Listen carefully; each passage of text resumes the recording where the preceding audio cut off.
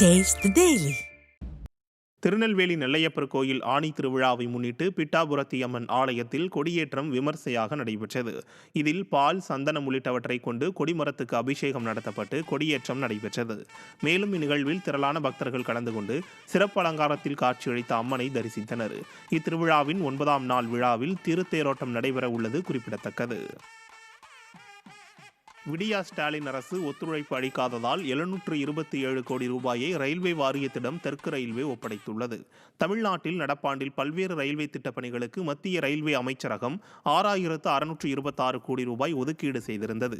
இந்நிலையில் தெற்கு ரயில்வே பொது மேலாளர் ரயில்வே வாரியத்திற்கு அனுப்பிய கடிதத்தில் தமிழகத்திற்கான ரயில் திட்டப்பணிகளுக்கு ஒதுக்கீடு செய்யப்பட்ட 727 கோடி ரூபாயை அரசு ஒத்துழைப்பு அளிக்காததால் ரயில் வாரியத்திடம் திரும்ப ஒப்படைத்துள்ளதாக தெரிவித்தார்.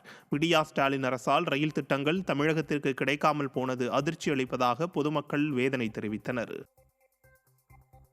நெல்லை மாவட்டத்தில் உள்ள அரசு பேருந்துகள் மற்றும் தனியார் பள்ளி பேருந்துகளை முறையாக ஆய்வு செய்ய வேண்டும் என பெற்றோர்கள் வலியுறுத்தியுள்ளனர்.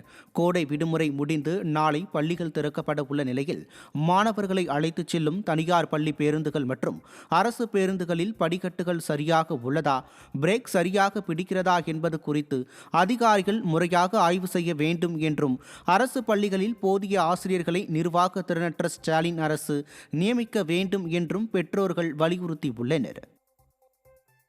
3 மாசத்துக்கு ஒரு திருப்பாக கண்டிப்பாக அனைத்து பேருந்துகளையும் சோதிக்கணும். சரியா வருதா, சரியா இருக்குதான்னு சோதிக்கணும்.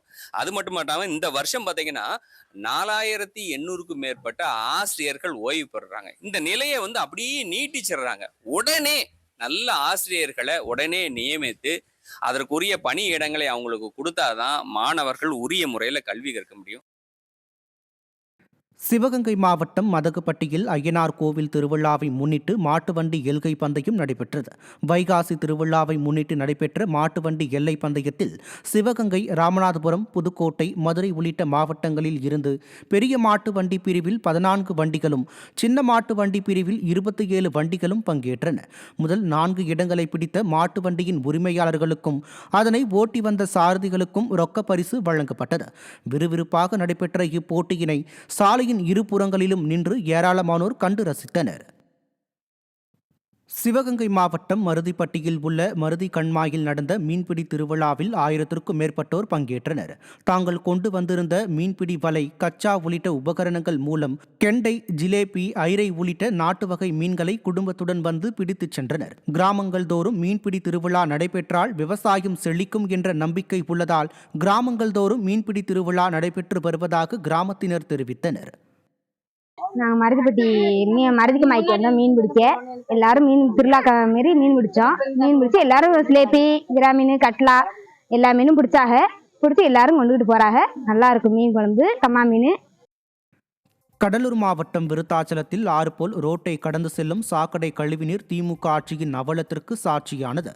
பூதாம்பூர், ஏனாதிமேடு பகுதியில் இருந்து வெளியேறும் கழிவுநீருக்கு விடியா நகராட்சி நிர்வாகம் முறையாக வடிகால் வசதி ஏற்படுத்தி தரவில்லை.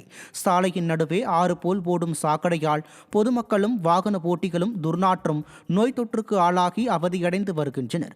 இது தொடர்பாக 2 ஆண்டுகளாக அதிமுக நகரமன்ற உறுப்பினர் சசிகுமார் பலமுறை கோரிக்கை வைத்தும் விடியா நகராட்சி நிர்வாகம் அசைந்து கொடுக்காமல் இருப்பதாக அப்பகுதி பொதுமக்கள் குற்றம் சாட்டினர்.